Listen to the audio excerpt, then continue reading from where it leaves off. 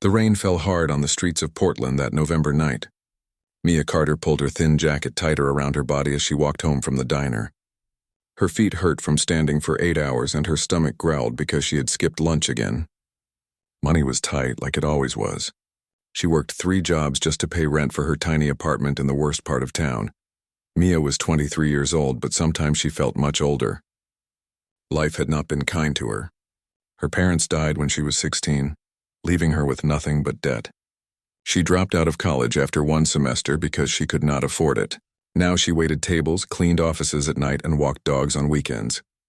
It was exhausting, but she refused to give up.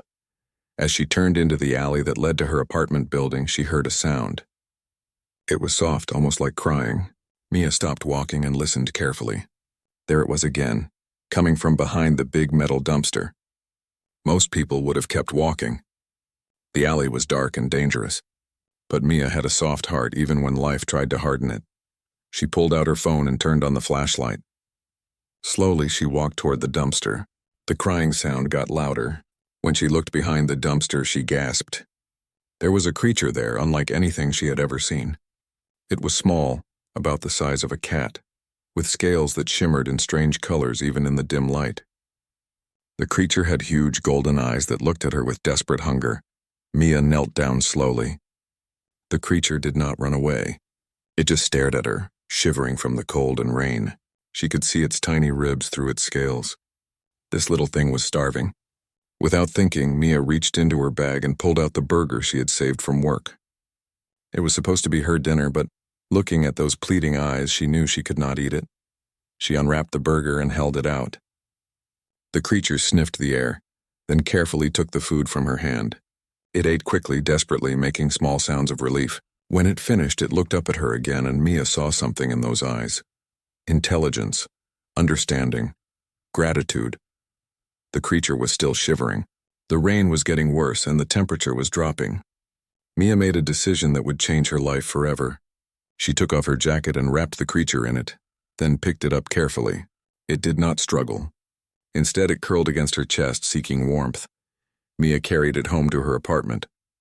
The building was old and dirty, with broken lights in the hallway and stairs that creaked.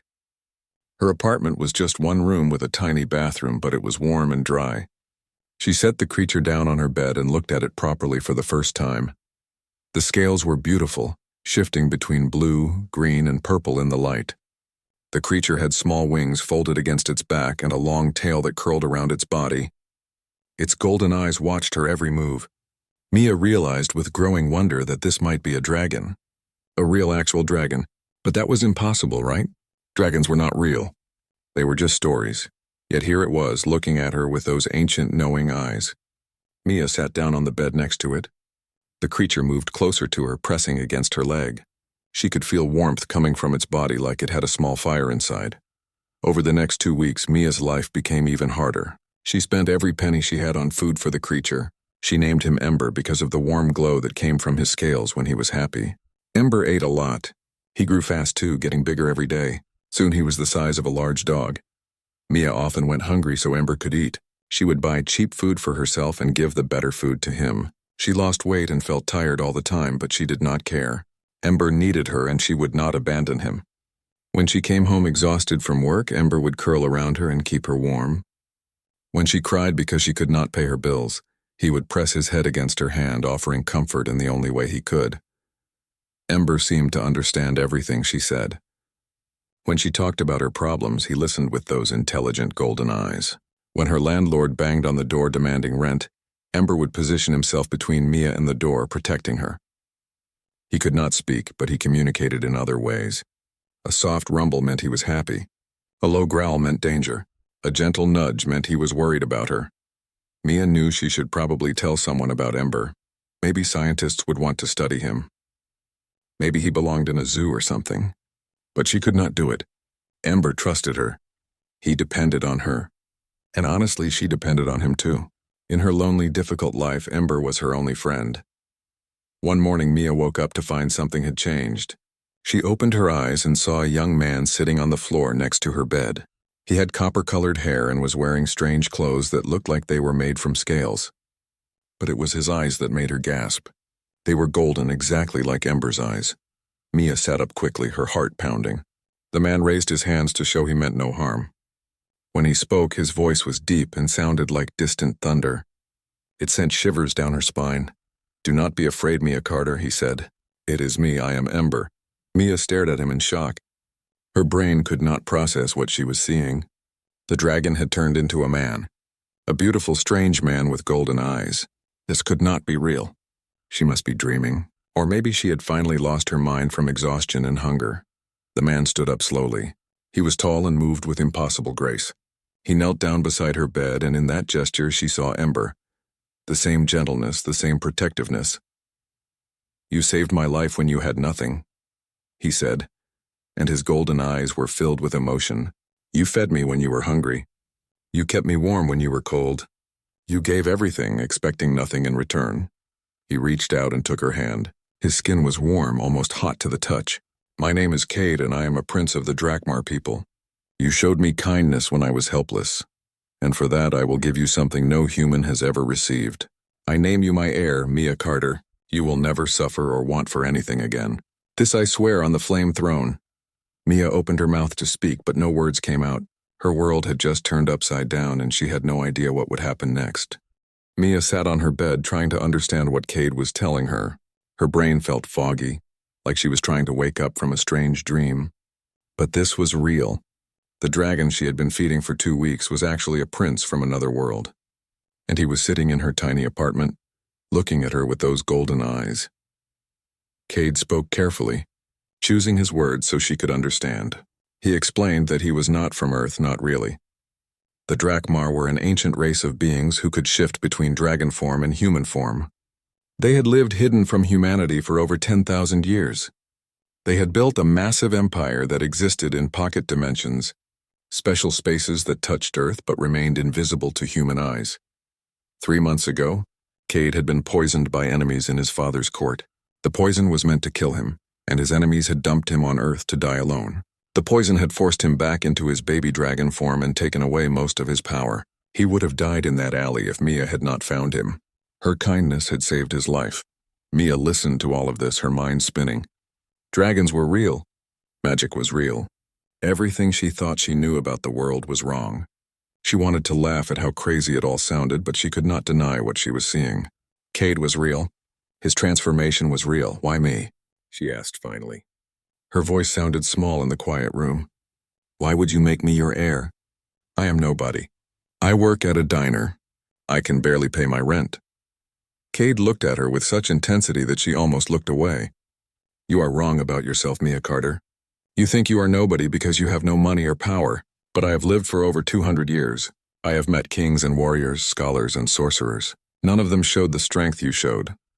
He stood up and walked to her small window, looking out at the dirty street below. "When you found me, you were hungry. You had only enough food for 1 meal, but you gave it to me without hesitation. You took me into your home when you could barely afford to feed yourself. You went hungry so I could eat. That is not weakness, Mia. That is the strongest thing I have ever seen." Mia felt tears in her eyes. Nobody had ever talked about her that way before. Her whole life people had looked down on her for being poor, for not having a fancy education, for working low-paying jobs. But Cade saw something different when he looked at her. "In my culture," Cade continued, "there is an ancient law. If a member of the royal family is saved by an outsider, that outsider becomes bound to their fate. They are given honor and protection, but I did something more. I declared you my chosen heir. If anything happens to me, you will inherit my claim to the flame throne." Mia shook her head. "But I do not know anything about being a ruler. I do not know your people or your world. How can I be an heir to something I do not understand?" Cade turned back to her and smiled. It was a warm smile that made him look younger, less serious. "You will learn, and I believe you will be a better ruler than most of my people could ever be. You know what it means to struggle. You know what it means to sacrifice for others. Those are the qualities that make a true leader." Before Mia could respond, Cade held out his hand to her. "Would you like to see my world? I can take you there right now." Mia hesitated. Part of her wanted to say no, to pretend this was all a strange dream and go back to her normal life. But another part of her, the part that had always wondered if there was something more to life, wanted to see what Cade was offering. She reached out and took his hand. The world shifted around her. It felt like falling and flying at the same time. Colors swirled past her eyes and she felt heat and cold and pressure all at once. Then suddenly it stopped. She was standing in a throne room that took her breath away. The room was enormous, carved from black volcanic glass that reflected light in strange ways. Pillars of actual fire rose from the floor to the ceiling, burning without smoke or heat. The ceiling showed not a roof but swirling galaxies and stars, as if they were standing in the middle of space itself. And everywhere she looked there were people, except they were not quite people. They were Drakmar, hundreds of them, all watching her with eyes that glowed in different colors. Some had scales visible on their skin, others had small horns or clawed hands. All of them were beautiful in an otherworldly way that made Mia feel very small and very human. Then they all knelt down at once. The sound of hundreds of people dropping to their knees echoed through the massive room. They were bowing to her. Mia felt panic rising in her chest. This was too much. This was insane. A voice boomed across the room, making her jump. What is the meaning of this, Cade? A man was walking toward them from the far end of the room. He was massive, at least 7 feet tall, with broad shoulders and long black hair. His eyes were golden like Cade's but burned with fierce intensity. When he moved, everyone in the room seemed to shrink back slightly. This was a man of absolute power. Father, Cade said calmly, I present to you Mia Carter, my chosen heir. She saved my life when I was dying. According to our law, she is now bound to the royal family. I have claimed her as my successor. The man, who Mia realized must be King Aldrich, stared at her like she was a bug he wanted to crush. You dare bring this human here? This fragile creature who will die in the blink of an eye? You would make her heir to the flame throne? His voice was full of rage and Mia felt small and afraid. But Cade stepped between her and his father, his body tense and protective. The law is clear, father. What I have declared cannot be undone. Mia Carter is my heir and she is under my protection. Anyone who harms her will answer to me. The throne room was completely silent. Everyone watched the confrontation between father and son, barely breathing. Finally, King Aldrich turned away. The law is absolute, he said coldly, but do not think this makes her one of us. She is still human, still weak. The court will never accept her. He walked away without another word, and slowly the other Drakmar began to rise from their kneeling positions. Some looked at Mia with curiosity. Others looked at her with barely hidden disgust. A few looked at her with something that might have been pity. Cade touched her shoulder gently. Come, I will show you to your chambers. You will need to rest. Tomorrow your education begins. As Cade led her through corridors of crystal and flame, past rooms filled with treasures and magic, Mia realized that her life would never be simple again. She had fed a hungry dragon in an alley, and somehow that simple act of kindness had made her heir to an empire beyond her wildest imagination. She had no idea how she would survive in this strange new world. She did not know the rules, the customs, or the dangers that waited for her. But as she looked at Cade walking beside her, still protecting her just like he had when he was small, she knew one thing for certain. She would not face this alone, and maybe, just maybe, she was stronger than anyone, including herself, had ever realized. The poor girl from Portland was about to become something nobody had ever expected. She just had to survive long enough to figure out what that meant. Mia woke up in a bed that felt like sleeping on a cloud. The room she had been given was bigger than her entire apartment back in Portland. The walls were made of some kind of crystal that glowed softly, filling the space with gentle light. Through the window she could see a city that looked like something from a fantasy movie. Towers of glass and metal reached toward a sky that showed 3 moons instead of 1. A knock on the door made her jump. Before she could answer, a woman walked in. She was tall and elegant, with silver hair pulled back in a tight bun. Her eyes were ice blue and held no warmth when she looked at Mia. I am Lady Helena, the woman said in a clipped voice. I have been assigned to teach you about our world and our ways. The king has decreed that if you are to be heir, you must at least understand what that means. Though personally, I believe this entire situation is a mistake that will end badly. Mia got out of bed still wearing the clothes she had arrived in. They looked shabby and dirty next to Helena's elegant dress. Nice to meet you too, Mia said quietly. Helena's expression did not change. Come, we have much to cover in little time. Every moment you remain ignorant is a moment you put yourself and Prince Cade in danger. The lessons began immediately and were overwhelming. Helena showed Mia maps of the 17 pocket dimensions that made up the Pyrian Empire. Each dimension contained cities filled with millions of drachmar. They had technology that seemed like magic to Mia. Flying vehicles, buildings that could change shape, weapons that could level mountains. But the most important lesson was about astral flame. This was the source of drachmar power, a fundamental force of the universe that they could control. The royal family had the strongest connection to this power. They could create or destroy on scales that made Mia's head hurt to think about. Moving planets, igniting stars, tearing holes in reality itself. This was the power that Cade would one day inherit, and that she was now heir to. "You are human," Helena said coldly during one lesson. "Your body cannot handle even a fraction of the power that flows through royal blood. You will never be a true ruler no matter what Prince Cade believes." Mia felt the words like a slap, but she refused to cry in front of this woman. Instead, she worked harder. She studied late into the night, learning drachmar history and politics. She learned about the different noble families, the alliances and feuds that went back thousands of years. She learned about threats from outside their dimensions, cosmic horrors that the drachmar had fought to keep away from Earth. The drachmar had been protecting humanity for millennia without humans ever knowing. They saw Earth as a younger sibling that needed protection. But some drachmar, Helena explained with a dark expression, believed this was a mistake. They thought humans were dangerous and should be controlled or eliminated. One afternoon, Cade found Mia sitting alone in a garden that grew impossible flowers. She was exhausted and frustrated. Helena had spent the entire morning pointing out everything Mia did wrong, every mistake she made. "She hates me," Mia said when Cade sat down beside her. "Everyone here hates me." Cade was quiet for a moment. "Helena does not hate you. She is afraid of you." "They all are." Mia laughed bitterly. "Afraid of me?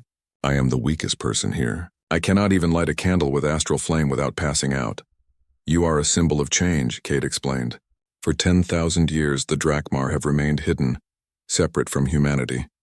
But you represent something different. A bridge between our worlds. That terrifies them because change is always frightening." He looked at her seriously. "There is something else you need to know. Something dangerous. My uncle, Lord Vincent, leads a faction called the Void Court. They believe hiding from humanity is cowardice. They want to conquer Earth openly, to rule humans as gods." Mia felt a chill run down her spine. "Can they do that?" "Yes," Cade said quietly. "And they are growing stronger every day. My father knows about them but refuses to act. He clings to the old ways, the old traditions. He believes that if we just maintain the status quo, everything will be fine. But he is wrong. The Void Court is planning something, and I fear we are running out of time to stop them." Before Mia could respond, an explosion rocked the garden. The ground shook and one of the crystal towers in the distance collapsed in a shower of sparks. Cade immediately shifted into his dragon form, his body growing massive in seconds. He shielded Mia with his wing as debris fell around them. When the shaking stopped, Cade shifted back to human form. His expression was grim. That was an attack. Someone is trying to start a war. Over the next 3 weeks, there were more attacks. Each time, they seemed to target places where Mia would be. A training room exploded just after she left. The bridge she was crossing collapsed, and only Cade's quick reflexes saved her from falling into the void below. Food meant for her was found to be poisoned. Someone wanted her dead, and they were not being subtle about it. Mia started to understand that she was not just learning to be an heir. She was fighting for her life in a world where she had no allies except Cade. But slowly, things began to change. During a combat training session, a young drachmar soldier named Captain Ryan Cole stepped forward to spar with her. Unlike the others who fought to humiliate her, Ryan actually taught her. He showed her techniques and praised her when she did well. "You are stronger than you think," Ryan told her after a particularly hard session. "You just need to stop being afraid of your own strength." Another ally came in the form of Sophie Grant, a half-drachmar woman whose mother had been human. Sophie had faced the same prejudice that Mia faced now. She understood what it was like to be seen as less than, as not truly belonging. Sophie was a scholar who studied dimensional theory. She was brilliant and kind, with a quick smile that made Mia feel less alone. They became friends quickly, and Sophie taught Mia things that Helena never would. She taught her the informal rules of court, the gossip that revealed true power dynamics, the shortcuts that made surviving easier. One night, Sophie came to Mia's room with a worried expression. I found something while researching in the archives. Something about the Void Court that Cade needs to see. They found Cade in his chambers, and Sophie showed them what she had discovered. The Void Court had found a way to tear down the dimensional barriers that kept the Empire hidden. In less than 3 months, during an event called the Celestial Alignment, they would reveal the Drakmar to all of humanity and launch an invasion that would enslave Earth. We need to tell the king, Mia said immediately. But Cade shook his head sadly. My father will not listen. Vincent is his brother. He refuses to believe that family would betray him like this. Every time I try to warn him, he dismisses it as paranoia. Then what do we do? Sophie asked. Cade looked at both of them, and in his eyes, Mia saw determination mixed with fear. We prepare. We gather allies. And when the time comes, we fight. Mia realized that her education in Drakmar ways had been preparing her for this moment. She was not just learning to be an heir. She was learning to be a warrior in a war that most people did not even know was coming. The poor girl who had fed a hungry dragon was now standing at the center of a conflict that would decide the fate of 2 worlds. She did not feel ready. She did not feel strong enough or smart enough. But as she looked at Cade and Sophie, at the 2 people who believed in her when nobody else did, she knew she would try. She had to. Too much was at stake to give up now. 6 months had passed since Mia first arrived in the Drakmar Empire, and she barely recognized herself anymore. Her body was stronger from constant training. Her mind was sharper from endless studying. She could now channel a small amount of astral flame, enough to light fires or create shields, though it exhausted her quickly. More importantly, she had learned to navigate the dangerous political waters of the royal court. She was no longer the scared girl who had stumbled into a throne room. She walked the crystal halls with confidence, greeted nobles by name, and understood the subtle games of power they played. Some still hated her, but others had begun to respect her. She had proven herself harder to kill than anyone expected, and in Drakmar culture, survival was its own form of nobility. Captain Ryan Cole had become one of her strongest supporters. He commanded the Skyguard, an elite force of dragon warriors who protected the royal family. Ryan was a fierce fighter with dark scales in his dragon form and a loyal heart. After the bridge incident where he saved her life, he had appointed himself as her unofficial bodyguard. You remind us why we fight, Ryan told her one day during training. Not for power or glory, but to protect those who need protecting. Many of us had forgotten that. You made us remember. Sophie remained her closest friend. Together they had spent countless hours in the royal archives, digging through ancient texts and records. What they found terrified them. The Void Court was not just planning a simple coup. They had been preparing for this for decades, maybe longer. They had weapons, allies, and a detailed plan for conquering Earth. Lord Vincent was brilliant and patient. He had spent years positioning his people in key roles throughout the Empire. Generals, administrators, scholars, even some of the king's personal guards were secretly loyal to the Void Court. When Vincent made his move, he would have support from within the very heart of the Empire. Mia brought this evidence to King Aldrich multiple times. Each time he dismissed it. Vincent was his brother, his blood. The idea that Vincent would betray him was unthinkable. Aldrich had ruled for 5,000 years by trusting family and tradition. He could not accept that both might be leading him to destruction. He is too proud to see the truth, Cade said bitterly after another failed attempt to convince his father. His pride will doom us all. The celestial alignment was now only 2 weeks away. This was a rare astronomical event when all 17 pocket dimensions would align perfectly with Earth. During this alignment, the barriers between dimensions were at their weakest.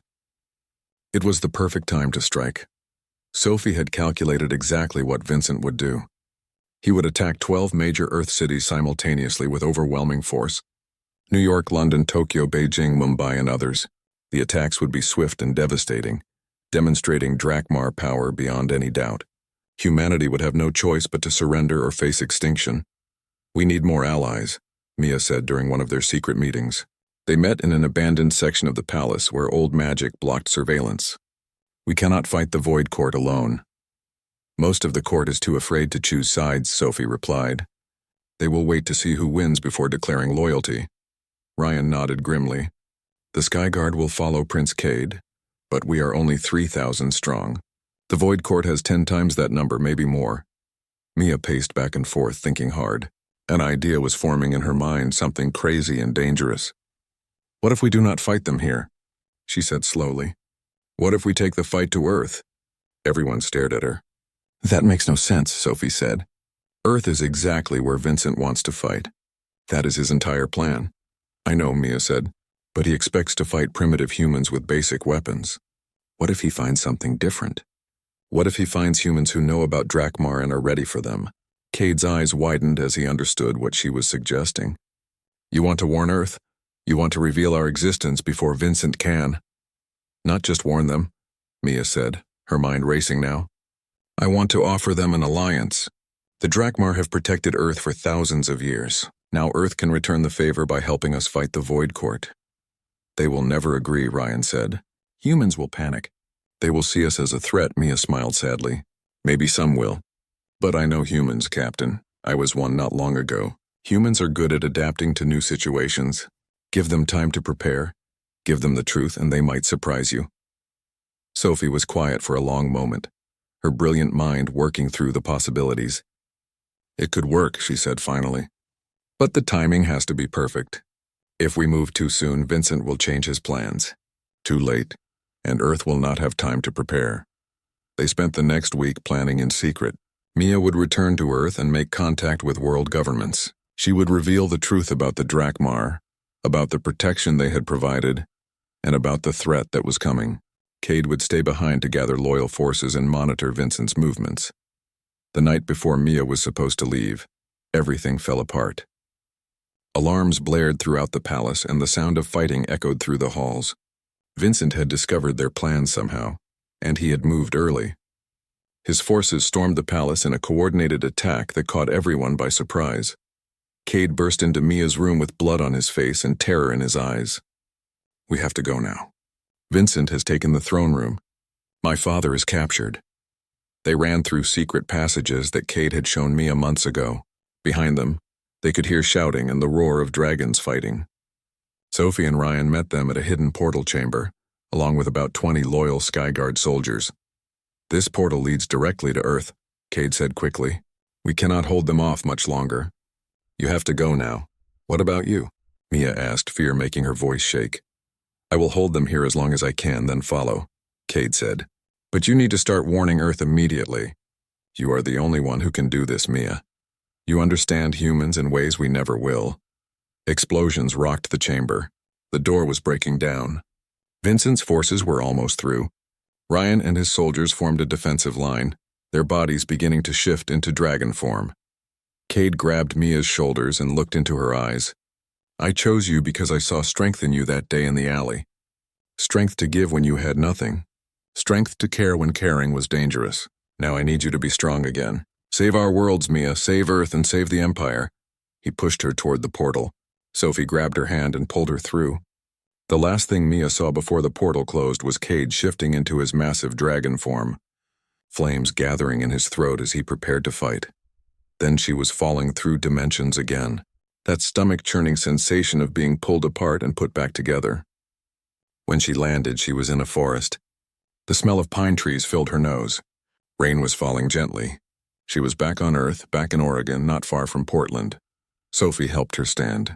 Around them, the 20 Skyguard soldiers looked around at the human world with cautious eyes. They were refugees now, fugitives from their own empire. What do we do now? One of the soldiers asked. Mia took a deep breath. She was terrified. She missed Cade already and worried he might be hurt or captured. The weight of two worlds rested on her shoulders. But she was not the scared, hungry girl who had found a dragon in an alley anymore. She had been trained by the best, had survived assassination attempts, had learned to be strong. Now, she said, her voice steady despite her fear, we save the world. Vincent expects to conquer a planet of unsuspecting humans. We are going to make sure he finds something very different. She pulled out a phone that Sophie had prepared, one that would work on Earth networks. She had contacts to make, governments to convince, and a planet to prepare for war.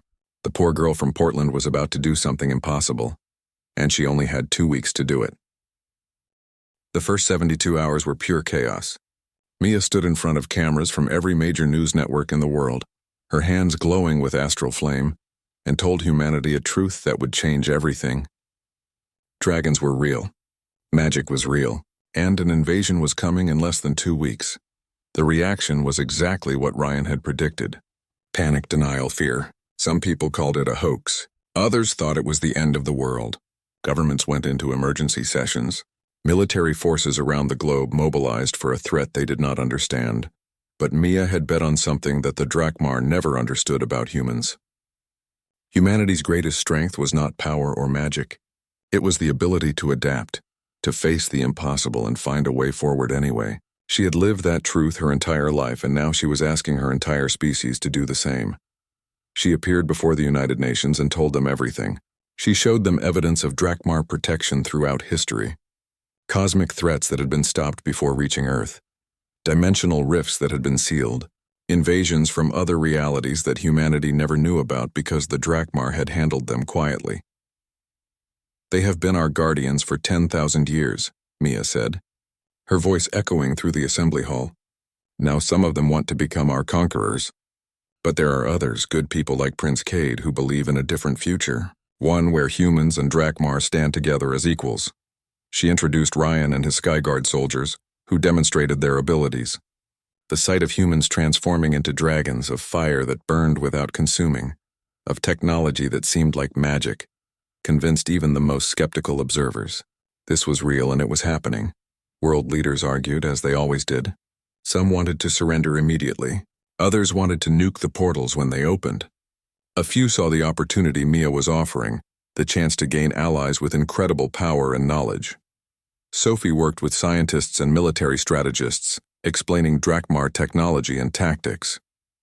She identified the 12 cities that Vincent would target and helped develop defense strategies. Human weapons were primitive by Drakmar standards, but Sophie showed them weaknesses. Drakmar relied heavily on magic and had grown arrogant about their superiority. Conventional weapons, used cleverly, could still hurt them. Meanwhile, Mia tried desperately to contact Cade. For 3 days there was nothing but silence.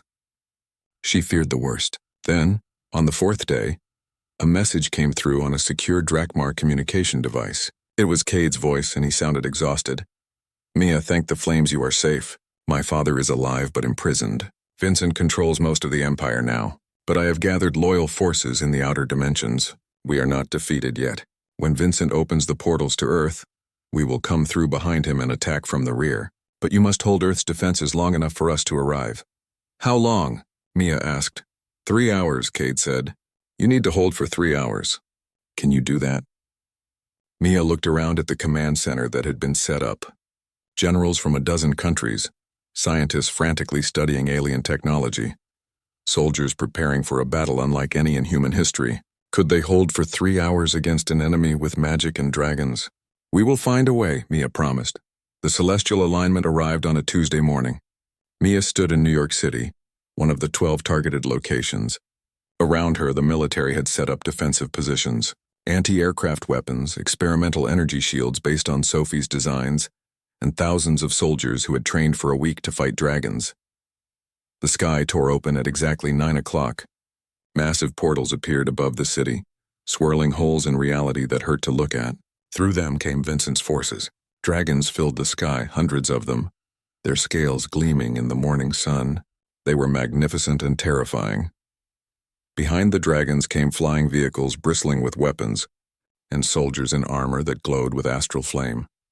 It was an invasion force that could have conquered ancient Rome in an afternoon. But this was not ancient Rome. This was modern Earth, and humanity had been warned. The battle that followed would be remembered for generations.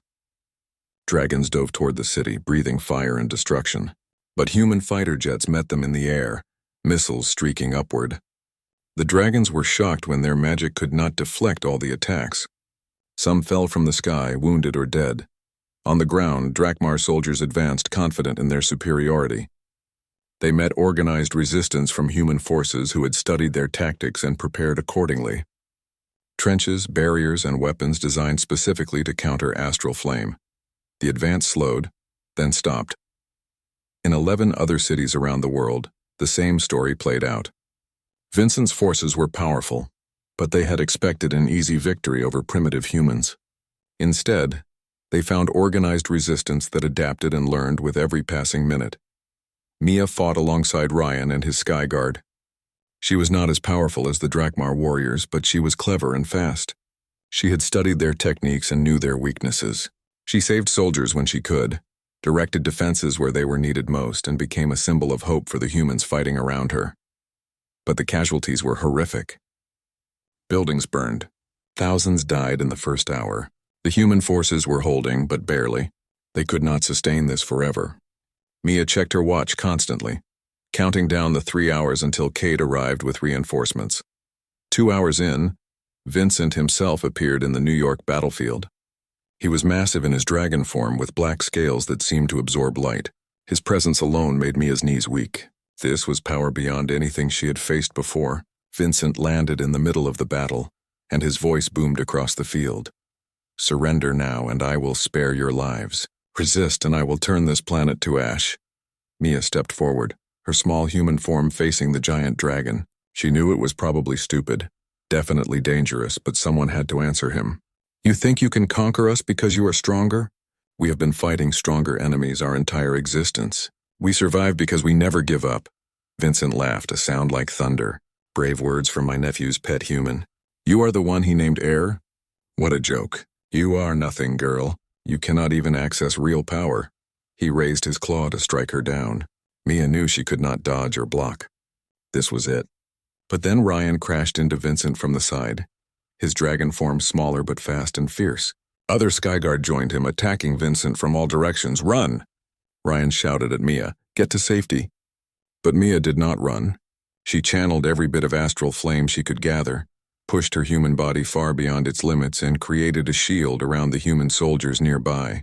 The strain made her nose bleed and her vision blur, but she held it. She would not abandon these people. Then the sky tore open again, but differently this time. New portals appeared, and through them came Cade with thousands of loyal Drakmar forces. They crashed into Vincent's army from behind, catching them by surprise. The tide of battle shifted immediately. Cade in his dragon form was glorious, copper scales gleaming as he breathed flame that was somehow both beautiful and deadly. He went straight for Vincent, and the two dragons clashed in midair, a battle between uncle and nephew that shook the ground. With Cade's reinforcements, the battle turned. Vincent's forces found themselves trapped between human defenses and loyal Drakmar. They began to retreat, pulling back through the portals. Vincent fought viciously, but even he could not stand against Cade and the combined forces arrayed against him. Finally, wounded and beaten, Vincent retreated through a portal that sealed behind him. The battle was over. Earth had survived its first alien invasion, and it had done so by standing alongside the Drakmar who believed in peace. The aftermath took weeks to sort out. King Aldrich was rescued from his imprisonment and restored to the throne, but he was a changed man. He had been blind to the truth, and that blindness had nearly destroyed everything. He announced that the age of hiding was over. The Drakmar would reveal themselves to humanity and work toward building a peaceful future together. Mia was officially crowned as Crown Princess in a ceremony attended by leaders from both worlds. She stood in the throne room where she had first arrived, no longer afraid or out of place. She wore robes that combined human and Drakmar styles, a symbol of the bridge she represented, but she also kept her apartment in Portland. Some things were worth holding on to. She needed to remember where she came from, the girl who worked 3 jobs and went hungry but still chose to show kindness to a stranger. One evening, months after the battle, Mia and Cade stood on a balcony overlooking both dimensions. The barrier between worlds had been permanently thinned, allowing easier travel. Human and Drakmar cities could be seen side by side now, 2 civilizations beginning to intertwine. "Do you ever regret it?" Cade asked quietly. "Your life was simpler before." Mia thought about that cold November night in the alley, about the tiny dragon shivering in the rain, about the choice to share her last meal with a stranger. That choice had led her here, to a future she could never have imagined. "Simple is not always better," she said finally. "I was surviving before, but I was not really living. Now I get to help shape the future of 2 worlds. I get to prove that kindness,